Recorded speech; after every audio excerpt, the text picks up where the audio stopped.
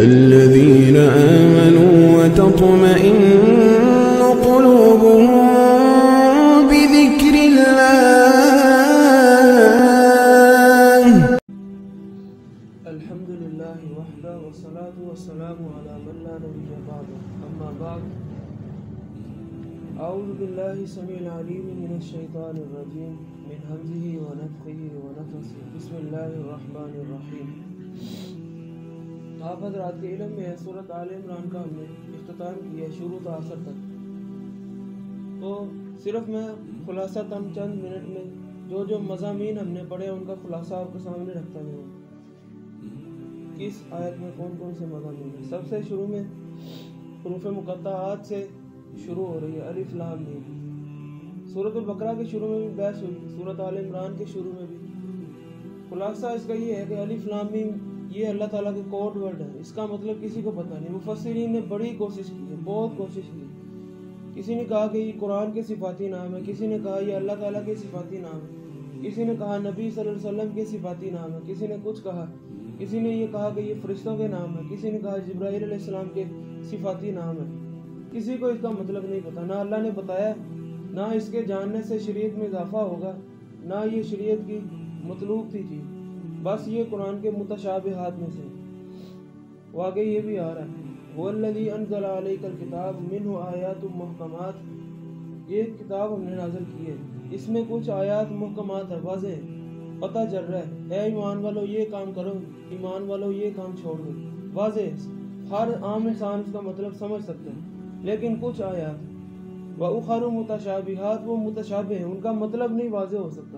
کئی آیات ہیں حروف مقطعات جو لفظ ہے الف لام میم را کاف یا عین صاد طٰ یاسین، یہ جتنے بھی لفظ ہیں اس کا کوئی مطلب نہیں. اسی طرح جہنم اور جنت کے ریلیٹڈ بعض ایسی چیزیں ہیں جو متشابہات میں سے، جن کا مطلب اللہ عالم ہو کیا اس کا مطلب صحیح بنے گا. انسان اپنی سوچ کے مطابق جو اس کو سمجھ آیا وہ بیان کر رہے ہیں. اسی طرح استوا علی العرش کا مسئلہ، اللہ تعالیٰ عرش کے اوپر مستوی ہیں، یعنی کہ اس کا مطلب کہ عرش پر ہے اور اللہ تعالیٰ چھوٹا ہے، یہی ہوگا. اس طرح کی باتیں ذہن میں آتی ہیں. یہاں اللہ تعالیٰ بیٹھے ہیں یا کھڑے ہیں، کیا کیفیت ہے، اس حوالے سے بحث نہیں کی جا سکتی، اجازت نہیں ہے. یہ متشابہات ہے، بس ایمان لانا ضروری ہے. اللہ تعالیٰ عرش کے اوپر مستوی ہیں، اس کا کیا مطلب ہے، مستوی ہوتا کیا ہے، بس کوئی ضرورت نہیں. یہ متشابہات ہیں، بغیر اس کی طویل کیے، بغیر تفصیل بیان کیے اس کے اوپر ایمان لانا ضروری ہے. فرشتے ہم نے آج تک کبھی دیکھے نہیں ہیں، جنات دیکھے نہیں ہیں، لیکن ایمان لانا ضروری ہے. ہاں اللہ تعالیٰ کی ایک مخلوق موجود ہے، ہمیں سمجھ میں آئے ہماری عقل سے بے شک اوپر کی چیزیں، بغیر طویل تفصیل کے، کیونکہ یہ منافقین کی نشانی یہ آگے آ رہا ہے. وَمَا يَعْلَمُ تَأْوِيلَهُ إِلَّا اللَّهُ. اس کی تعویل یہ متشابہ باتوں کی صرف اللہ تعالیٰ جانتے ہیں. اور مَا تَشَابَهَ مِنْهُ ابْتِغَاءَ الْفِتْنَةِ، وہ لوگ جن کے دلوں میں ٹیڑھی ہوتی ہے، منافقت ہوتی ہے، قرآن میں کوئی نہ کوئی غلطی نکالنے کی کوشش کرتے ہیں. منافق لوگ، آج کے دور میں ملحد ایتھیسٹ لوگ، وہ اس طرح کی آیات کی بہت بحث کرتے ہیں. کیوں؟ یہ پھر نازل کرنے کا مقصد ہی کیا تھا جب اس کا مطلب نہیں بتایا. بڑی قسم کی باتیں کرتے ہیں، منافق ہیں. پھر آگے تک یہی مضمون ہے. اس کے بعد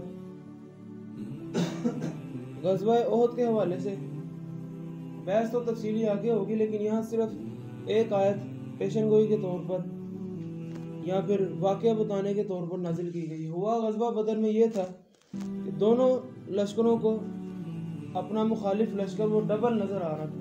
کفار 1000 کی تعداد میں تھے، نہیں کفار 10,000 کی تعداد میں تھے، اور مسلمان 1000 کا لشکر لے کر گئے تھے.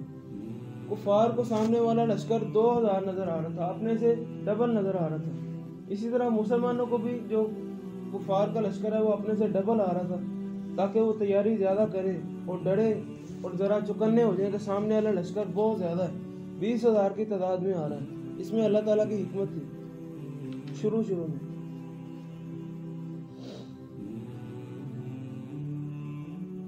اس کے بعد صفحہ نمبر 48 کے آخر پر ذالک بأنہم قالوا لن تمسنا النار الا ایاما معدودات. یہودیوں کے اللہ تعالیٰ پر جھوٹ باندھتے تھے دعویٰ کرتے تھے کہ ہم نے تو آگ میں جانا ہی نہیں، اگر چلے بھی گئے تو ایام معدودات، گنے ہوئے چند دن۔ وہ یہ کہتے تھے کہ اس کائنات کی عمر 70,000 سال ہے، آدم علیہ السلام سے لے کر جب قیامت قائم ہوگی، ایویں خود ساختہ عقیدہ، کل اس کائنات کی عمر 70,000 سال ہے۔ تو اللہ تعالیٰ ہمیں ہر 1000 سال کے بدلے 1 سال کا عذاب دیں گے اگر ہم گناہ گار نکلے تو۔ زیادہ سے زیادہ بھی ہم اگر آگ میں چلے گئے 70 سال ہم آگ میں جلیں گے، اس کے بعد ہم جنت میں چلے جائیں گے۔ پتہ نہیں کہاں سے یہ عقیدہ نکالا ہے۔ وَغَرَّهُمْ فِي دِينِهِمْ مَا كَانُوا يَفْتَرُونَ، یہ جو جھوٹ انہوں نے باندھا ہے اللہ تعالیٰ پر، اسی کے اوپر ورگلاتے پھر رہے ہیں اور گمراہ ہو گئے ہیں اور تکبر کر رہے ہیں، غرور کر رہے ہیں۔ کوئی بات نہیں، ہمیں آگ نہیں چھوئے گی۔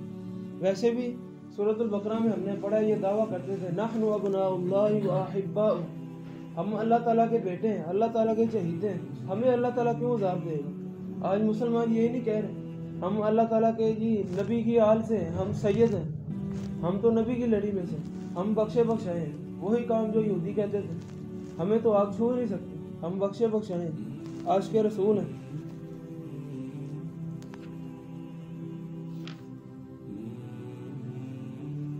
آگے جا کر حضرت زکریا علیہ السلام اور حضرت مریم علیہ السلام کے واقعات، خلاصہ اس کا یہ ہے حضرت یہ پہلے تو یہ یاد رکھیں نا، سورت کا نام جو رکھا گیا ہے سورت آل عمران، یہ عمران بندہ کون تھا؟ طریقہ اسلامی میں مشہور جو آدمی گزرے ہیں وہ 2 گزرے عمران نام کے، ایک حضرت موسیٰ علیہ السلام کے والد تھے عمران، اور ایک یہ تھے حضرت مریم علیہ السلام کے والد، نہیں حضرت زکریا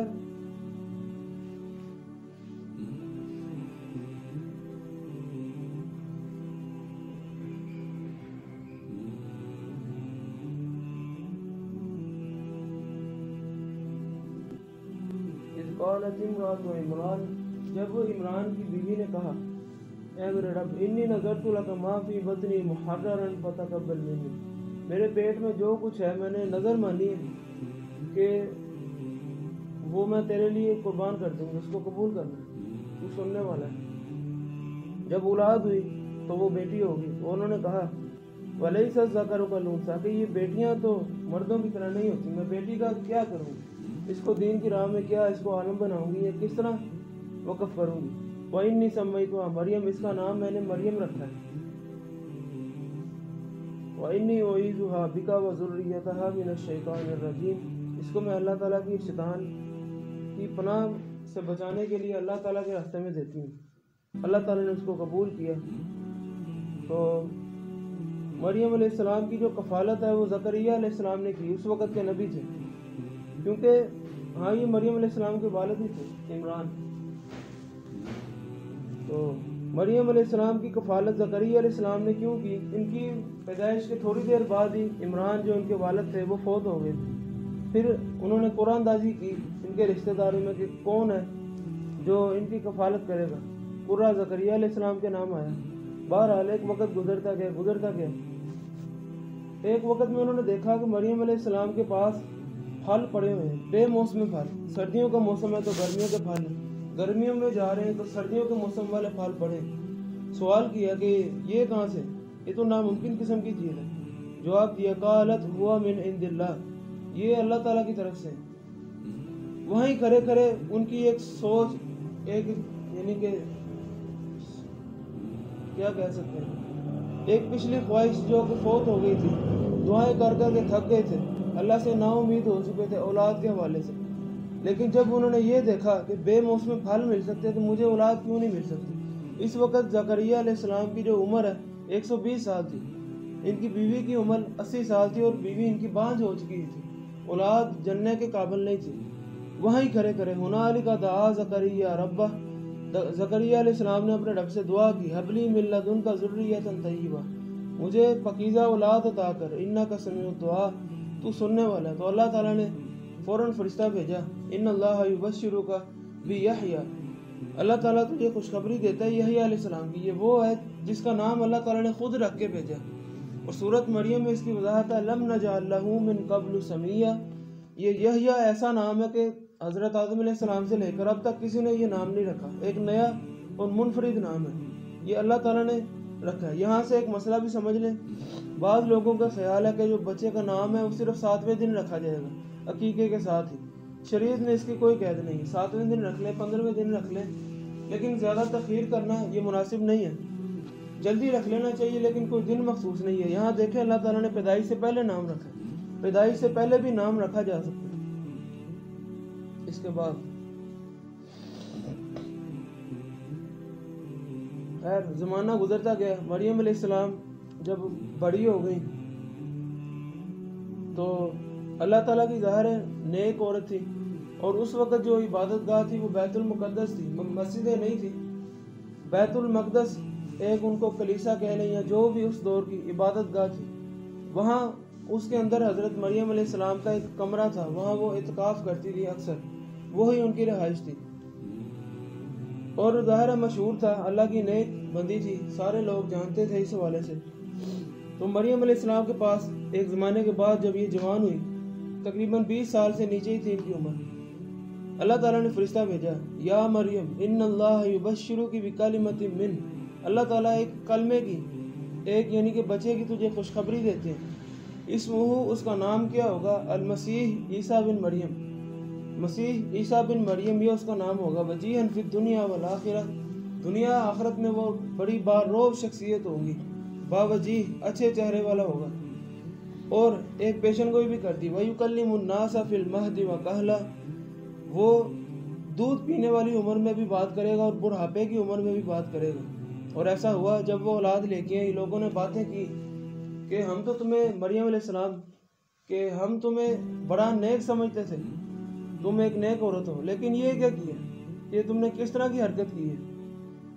تو انہوں نے بچے کی طرف اشارہ کیا، فَأَشَارَتْ إِلَيْهِ، بچے نے جواب دیا، انی عبداللہ، بچہ بھی ایک دن کا بھی نہیں تھا، چند گھنٹوں کا بچہ ہے۔ تو عیسیٰ علیہ السلام نے بتایا کہ میں عبداللہ، اللہ تعالیٰ کا بندہ ہوں اور میں نبی ہوں، مجھے کتاب دی گئی ہے۔ اسی وقت اور عیسیٰ علیہ السلام کو جو معجزات دیے گئے ہیں ان میں سے چند ایک، وَرَسُولًا إِلَىٰ بَنِي إِسْرَائِيلَ أَنِّي قَدْ جِئْتُكُمْ بِآيَةٍ مِّن رَّبِّكُمْ، یہ یہاں دیکھیں قرآن نے 25-30 سال بیچ میں سے سکپ کر دیے، پیچھے تک یہ واقعہ کہ حضرت عیسیٰ علیہ السلام ابھی پیدا ہوئے ہیں، بلکہ ابھی خوشخبری دی گئی ہے، سارا واقعہ سکپ کر دیے، اور یہ تب کی بات ہے جب عیسیٰ علیہ السلام بڑے ہو گئے، تقریباً 25 سال کی عمر ہے، تب یہ لوگوں کو تبلیغ کر رہے ہیں، اور کیا کہہ رہے ہیں، انی قد جئتکم بآیۃ من ربکم، میں بڑی واضح نشانیوں کے ساتھ تمہارے پاس آیا ہوں، کیا، انی اخلق لکم من الطین، مٹی سے میں ایک بناتا ہوں ایک کفیت، کہیئت الطیر، پرندے کی طرح، پرندے کا ایک بناتا ہوں مٹی کا باوا، تو فانفخ فیہ، میں اس میں پھونک مارتا ہوں، فیکون طیرا باذن اللہ، وہ صحیح پرندہ اللہ تعالیٰ کے حکم سے بن جاتا ہے، وہ اصلی پرندہ بن کے اڑنے لگ جاتا ہے۔ یہ کوئی چھوٹا معجزہ ہے۔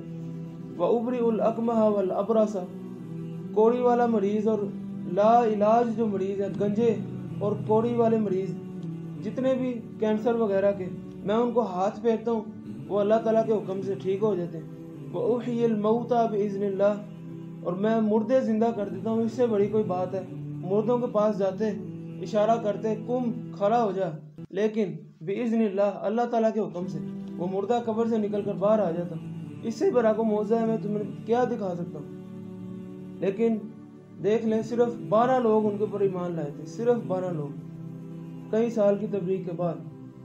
وَأُنَبِّئُكُمْ بِمَا تَأْكُلُونَ وَمَا تَدَّخِرُونَ، ایک یہ ان کا بڑا کمال کا معجزہ تھا کہ وہ لوگوں کو بتا دیتے تھے کہ آج تم کیا کھا کے آئے ہو، دیکھ کر کل تم نے کیا کھایا تھا، پرسوں کیا کھایا تھا۔ دوسری بات، وَمَا تَدَّخِرُونَ فِي بُيُوتِكُمْ، گھروں میں کیا ذخیرہ کیا ہوا، گھروں میں آپ کے کتنا اسٹاک ہے، کیا کتنی گندم ہے، کیا کیا کھانے کا سامان پڑا ہوا ہے، بتا دیتے تھے اللہ تعالیٰ کے حکم سے۔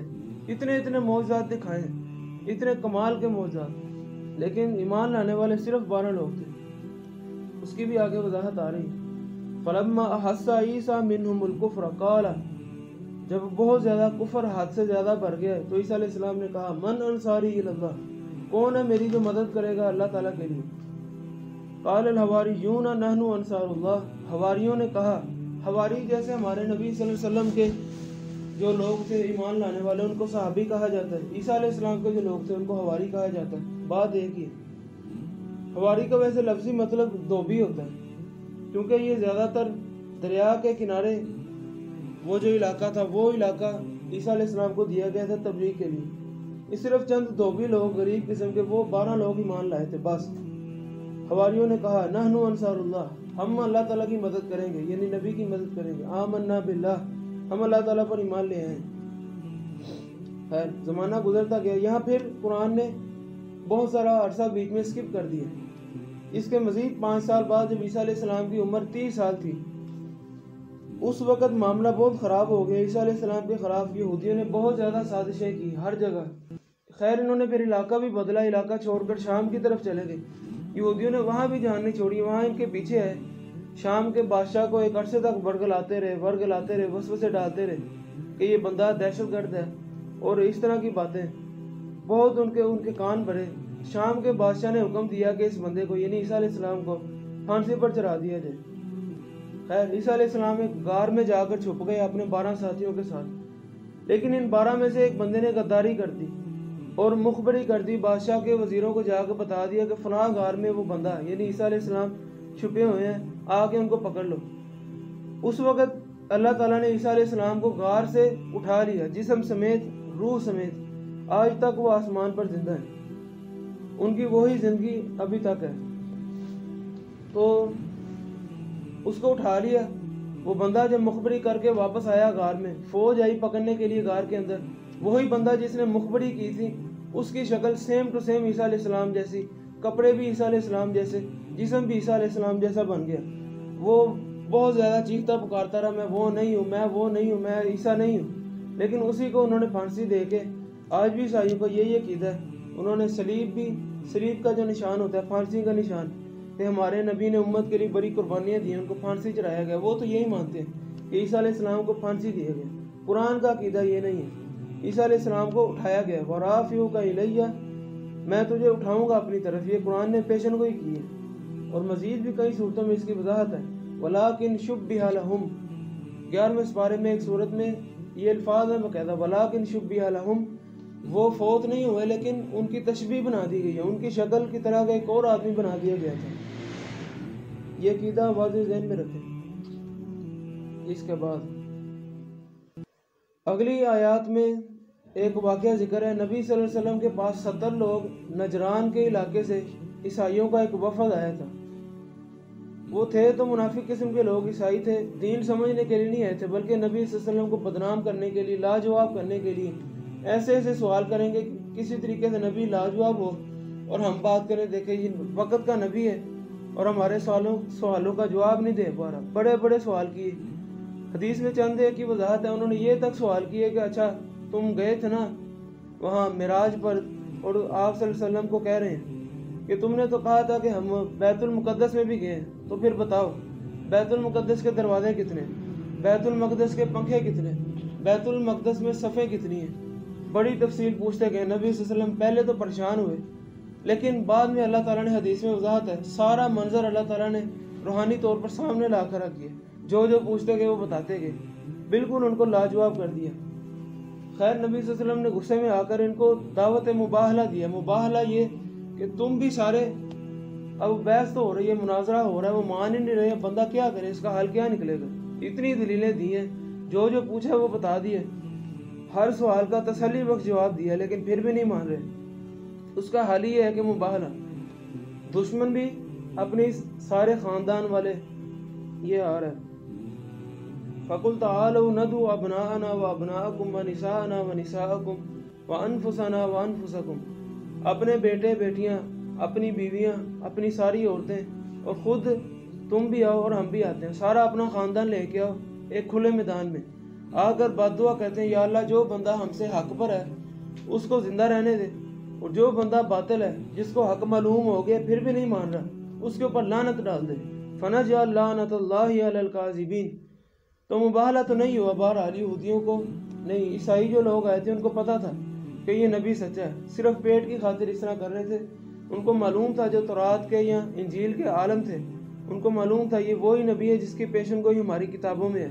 دوڑ گئے اور کہا کہ نہیں، اگر ہم نے مباہلہ کر لیا تو یہ لعنت اتنی زیادہ ہوگی، قیامت تک ایک عیسائی بھی دنیا میں زندہ نہیں بچے گا، ہماری خیر اسی میں ہی ہے کہ پتلی گلی سے نکل جائیں، بہتری یہی ہے، نکل گئے، مباہلہ نہیں ہوا، تاکہ اسی کے حوالے سے تفصیل ہے۔ اگلی بات بہت اہم ہے، جہاں سے رکوع شروع ہو رہا ہے، صفحہ نمبر 53۔ وقالت طائفۃ من اہل الکتاب، یہودی ایک بہت گہری سازش کرتے تھے، آج کے دور میں بھی اس کی بڑی جدید شکل ہے، بات سمجھنے والی۔ یہودی کا ایک گروہ ایسا تھا جو نبی صلی اللہ علیہ وسلم پر ایمان لے آتے تھے، صبح فجر کے ٹائم گئے ہیں، ایمان کا دعویٰ کر دیے، لا الہ الا اللہ محمد رسول اللہ، لو جی ہم مسلمان ہو گئے۔ شام کو مغرب کے وقت، عشاء کے وقت، اور یہ اسلام تو فضول ہے، اس کی تعلیمات ہی اچھی نہیں ہیں، یہ تو دہشت گردی والا بڑی عجیب قسم کی باتیں کر کے مرتد ہو گئے، ہم نے اسلام چھوڑ دی، ہمیں اسلام کی تعلیمات اچھی نہیں لگی۔ اکثر اوقات اس طرح کرتے تھے۔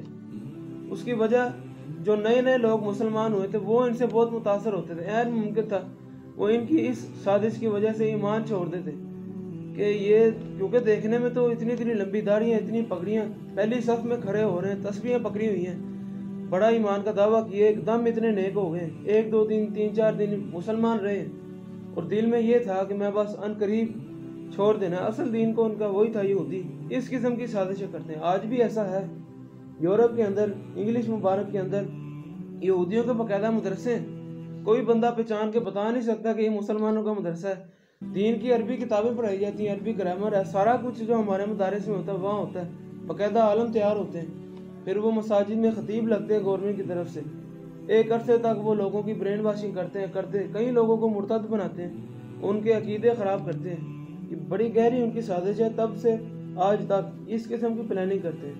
یہودی کسی بھی صورت ہمارے دوست نہیں ہو سکتے، قرآن نے تو صاف کہہ دیا۔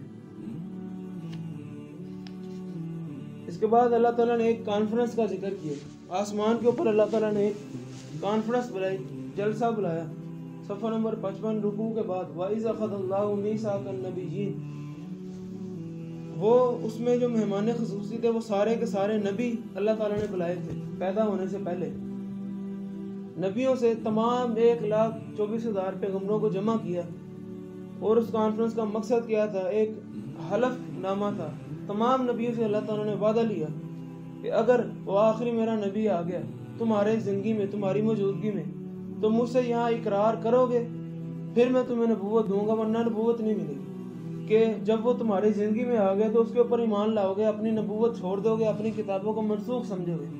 انہوں نے اقرار کیا۔ وَإِذْ أَخَذَ اللَّهُ مِيثَاقَ النَّبِيِّينَ، اللہ تعالیٰ نے نبیوں سے وعدہ کیا، لَمَا آتَيْتُكُم مِّن كِتَابٍ وَحِكْمَةٍ، تو لَتُؤْمِنُنَّ بِهِ، ضرور بے ضرور تمہیں اس پر ایمان لانا ہوگا، وَلَتَنصُرُنَّ، اس کی مدد کرنی ہے۔ قَالَ، تو سارے نبیوں نے کہا، نہیں اللہ تعالیٰ نے کہا، أَأَقْرَرْتُمْ، کیا تم اقرار کرتے ہو، وعدہ کرتے ہو مجھ سے اس چیز کا، وَأَخَذْتُمْ عَلَىٰ ذَلِكُمْ إِصْرِي، اور اس چیز کے اوپر مجھ سے پختہ وعدہ کرتے ہو، قالوا، تو سب نے کہا، اقررنا، اللہ ہم وعدہ کرتے ہیں، اقرار کرتے ہیں اس چیز کا، فاشہدوا، گواہی دیتے ہیں، وانا معکم من الشاہدین، اللہ تعالیٰ نے کہا، بہت بڑی بات ہے یہ، بہت بڑی بات، وانا معکم من الشاہدین، کہ مجھے بھی گواہوں میں شامل کر لو، میں بھی گواہی دیتا ہوں۔ اللہ تعالیٰ نے کہا، نبی صلی اللہ علیہ وسلم کی فضیلت اس سے زیادہ کیا ہو سکتی ہے؟ آگے تک یہی ہے، چوتھا سپارہ جو شروع ہو رہا ہے۔ یہاں بیت اللہ کے حوالے سے بات ہے سمجھنے والی۔ یہودی اور عیسائی یہ دعویٰ کرتے تھے کہ بیت المقدس اس روئے ارض پر سب سے پہلا وجود میں آنے والا جو گھر ہے وہ بیت المقدس ہے۔ قرآن نے اس کی تردید کی ہے، نہیں، سب سے پہلا جو گھر ہے وہ بیت اللہ ہے۔ ابراہیم علیہ السلام نے جو تعمیر کی ہے وہ تو تیسرے نمبر پر ہے۔ سب سے پہلے حضرت آدم علیہ السلام سے بھی پہلے فرشتوں نے تعمیر کیا، اس کے بعد آدم علیہ السلام نے اس کو دوبارہ سے جو ٹوٹ گیا تھا، یہ اکثر کیونکہ یہ نشیبی علاقہ تھا، نیچے کی طرف تھا، بار بار سیلاب آتے رہتے، یہ بلڈنگ کو بہت نقصان ہوتا، تو آدم علیہ السلام نے بھی اس کو دوبارہ سے تعمیر کیا۔ ابراہیم علیہ السلام کے زمانے میں تقریباً تباہ ہو چکا ہوا تھا، سیلاب آ کر پانی کھڑا ہوتا تھا بہت زیادہ، انہوں نے پھر سے دوبارہ تعمیر کیا۔ اصل میں جو اس کی بنیاد ہے وہ فرشتوں نے رکھی ہے، سب سے پہلے آدم علیہ السلام سے بھی پہلے۔ ان اول بیت، سب سے پہلا گھر روئے ارض پر، وضع للناس، جو لوگوں کے لیے بنایا گیا، عبادت کے لیے، زیارت کے لیے، للذی ببکہ، تھا وہ ہے جو مکے کے اندر موجود ہے، بیت اللہ سب سے پہلا وہ گھر ہے۔ آگے کوئی خاص بات نہیں ہے۔ اس کے بعد اگلی بات صفحہ نمبر 58، رکوع کے بعد، وَاعْتَصِمُوا بِحَبْلِ اللَّهِ جَمِيعًا، اللہ تعالیٰ کی رسی کو مضبوطی سے پکڑ لو۔ اکثر فرقہ واریت کے حوالے سے یہ آیت بیان کی جاتی ہے کہ اللہ تعالیٰ کی رسی کو مضبوطی سے پکڑ لو، ولا تفرقو، پھر فرقے میں نہ پڑنا۔ اس کا جو بنیادی بیک گراؤنڈ ہے نازل ہونے کی وجہ وہ سمجھ لیں۔ مشرکین مکہ جو کہ بعد میں ایمان لے آئے تھے، اوس اور خزرج 2 قبیلے، یہ اتنے جنگجو تھے، اتنی ان کی آپس میں لگتی تھی، اتنی آپس میں لگتی تھی، آپ سمجھ لیں کہ جیسے ہم کہتے ہیں اٹ کتے دا ویر۔ 160 سال تک ان کی جنگ چلتی رہی۔ اندازہ کریں کہ کتنے خطرناک یہ لوگ ہوں گے۔ 160 سال تک بار بار ان کی جنگ چھڑتی، پھر بار بار جنگ چھڑتی، مسلسل۔ لیکن جب ایمان لے کے آئے تو ایسے ہی اکٹھے ہوئے ہیں، بلکہ ایک دفعہ ایک مجلس میں اکٹھے ہو کے بیٹھے، پیار محبت کی باتیں کر رہے ہیں، دونوں قبیلے اوس اور خزرج آپس میں کھا پی رہے ہیں۔ تو یہودیوں کو یہ برداشت نہیں ہوا۔ یہودی کا ایک جو بندہ تھا وہ گزرا، اس نے وہ ذکر کر دیا، شعر پڑھنے شروع کر دیا کہ تم آج اکٹھے ہو کے بیٹھے ہو۔ جنگ بواس اس کو کہتے ہیں، تاریخ میں اس کا مطالعہ کریں، جنگ بواس۔ تو اس نے وہی ذکر چھیڑ دیا کہ تمہارے ابا و اجداد تو لڑتے ہیں، تم تو دشمن ہو، تم کیسے اکٹھے ہو سکتے تھے؟ تو وہ مسلمان ہی مان لے آئے تھے، لیکن پھر سے دوبارہ چنگاری ان کی جاگ اٹھی۔ عین ممکن تھا کہ دوبارہ وہ لڑتے، دوبارہ ہزاروں لوگ شہید ہو جاتے۔ نبی صلی اللہ علیہ وسلم ان کے پاس آئے، معاملہ لفا دفع کروایا، ٹھنڈا کروایا۔ اس وقت قرآن کی آیت نازل ہوئی، وَاعْتَصِمُوا بِحَبْلِ اللَّهِ جَمِيعًا، اللہ تعالیٰ کی رسی کو مضبوطی سے پکڑ لو، آپس میں فرقے نہ بناؤ، آپس میں علیحدہ علیحدہ نہ ہو۔ مسلمان ہی آپس میں لڑنا شروع ہو گئے، ہمارا جو روب دبدبہ ہے، ہوا، وہ تو ساری خارج ہو جائے گی کہ یہ انہوں نے کیا دوسروں کا مقابلہ کرنا ہے، آپس میں اکٹھے نہیں ہیں۔ آج دیکھ لیں یہی کچھ ہو رہا ہے، گاجر مولی کی طرح، جانوروں کی طرح مسلمانوں کو کاٹا جا رہا ہے۔ وہ باتیں میں آپ کو بتا نہیں سکتا جو آج دنیا میں جو کچھ ہو رہا ہے۔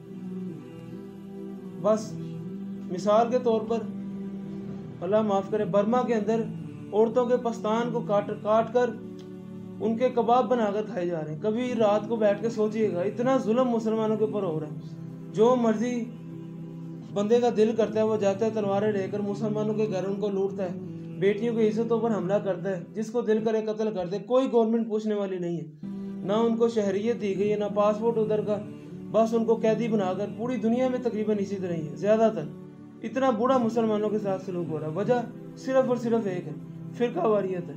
ہم اپنے فرقوں کی دعوت دے رہے ہیں، قرآن و حدیث کی دعوت نہیں دے رہے، تو یہ تو ہوگا پھر مسلمانوں پر کفار کی نسبت ڈبل عذاب آتا ہے کہ تم تو اللہ کے نیک بندے تھے یار، تم نے تو اسلام قبول کیا، تم اس طرح کے کام کر رہے، تم نے قرآن کو پس سے پس ڈال دیے، تمہاری خیر نہیں ہے۔ کفار نے تو ٹھیک ہے نا، وہ تو سرے سے انکار ہی کر دیا، میں تو پوچھ لوں گا قیامت والے دن، لیکن تمہاری خیر نہیں ہے۔ مسلمان ہو کر قرآن کے ساتھ اتنا برا سلوک، شرک میں، بدعت میں مبتلا ہو گئے، عذاب تو پھر آئیں گے، وہ ہم دیکھ رہے ہیں۔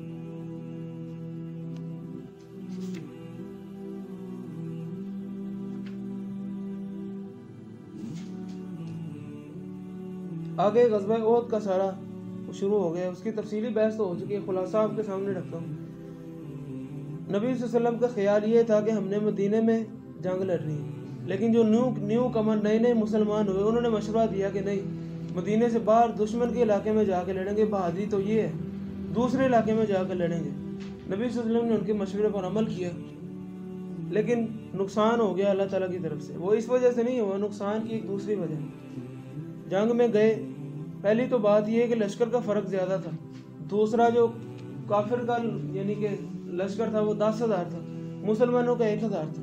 مزید افسوس کی بات یہ کہ ان 1,000 میں سے بھی 300 جو عبداللہ بن ابی سردار ہے منافقین کا، وہ 300 لوگ لے کر علیحدہ ہو گیا کہ ہماری بات کیوں نہیں مانی گی، ہم نے، وہ بھی اسی چیز کا حامی تھا اتفاقاً، جو رسول اللہ صلی اللہ علیہ وسلم کی رائے تھی کہ مدینے میں لڑنا چاہیے۔ اس نے کہا کہ ہماری بات تو مانی جاتی نہیں، ہم کہے کہ نبی صلی اللہ علیہ وسلم کا ساتھ دے رہے ہیں، ہم کہتے رہے، پیٹتے رہے، مدینے میں لڑو، مدینے میں لڑو، دیکھیں نا کتنا بڑا لشکر آ گیا سامنے، اب چلو واپس، ہم میں اتنی ہمت نہیں ہے۔ مسلمان مزید کمزور ہو گئے، بلکہ وہ یہ ہے اذ ہمت طائفتان، رکوع کے بعد صفحہ نمبر 60، اذ ہمت طائفتان منکم ان تفشلا، مسلمانوں کے 2 قبیلے بنو حارث اور بنو سلمہ، ان قریب تھا کہ یہ بھی بھاگ جاتے، جب 300 لوگ بھاگے ہیں دیکھ کر کہ ہم بھی کیوں نہ بھاگ جائیں، بہتر ہے بھی مارے جائیں گے، اتنا بڑا لشکر آ رہا ہے سامنے۔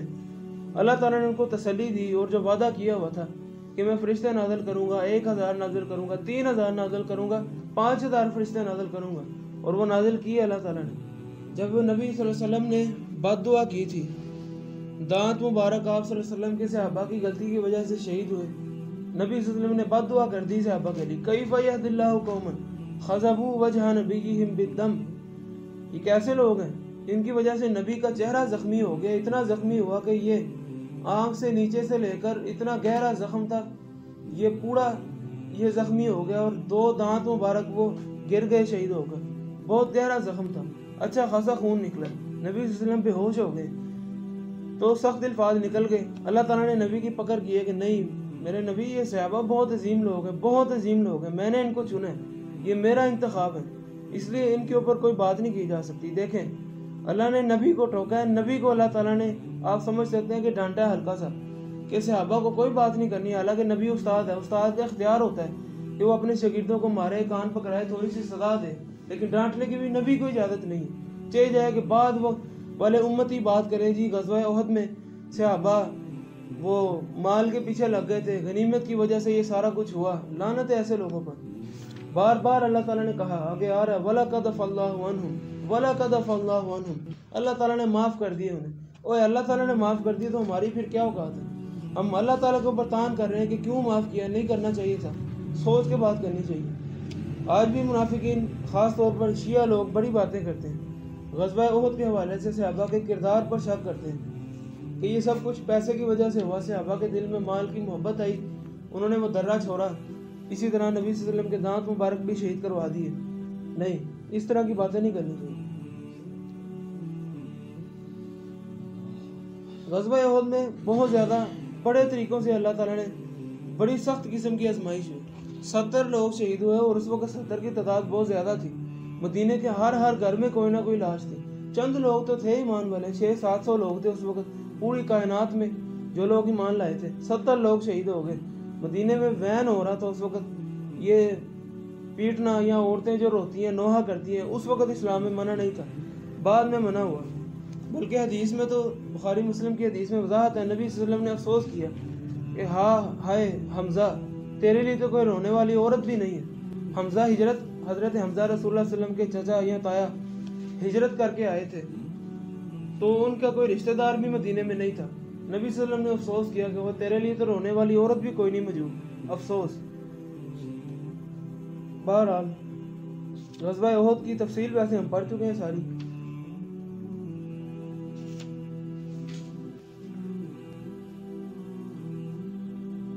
غزوہ احد میں ایک یہ کام بھی ہوا کہ جب نبی صلی اللہ علیہ وسلم وہ بے ہوش ہوئے تو خبریں افواہیں پھیلنا شروع ہو گئی کہ نبی صلی اللہ علیہ وسلم کی وفات ہو گئی۔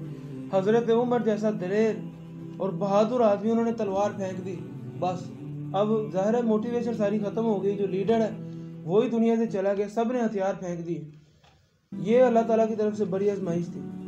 ایک اور طریقے سے اللہ تعالیٰ نے ان کی مدد کی، ایک کمال اور منفرد عجیب طریقہ، سارے صحابہ پر چند گھنٹوں کے لیے اللہ تعالیٰ نے نیند طاری کر دی، نیند طاری ایسی کی کہ ان کی میموری سے سارا کچھ جو غم تھے وہ ڈیلیٹ کر دیے، جسمانی طور پر یہ زخمی تھے اور یعنی کہ دماغی طور پر بہت ٹینشن میں تھے، اس حالت میں جنگ لڑنا بہت مشکل تھا، نیند اللہ تعالیٰ نے طاری کر دی۔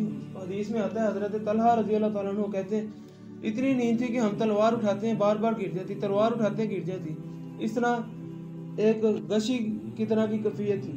تھوڑی دیر بعد وہ ٹھیک ہوئے، بالکل چوکنے ہو گئے، ساری باتیں پچھلی بھول گئی، دوبارہ سے چوکنے ہو کر کفار کا مقابلہ کیا اور فتح مسلمانوں کی ہوئی ہے، حالانکہ سامنے والا لشکر بہت زیادہ تھا۔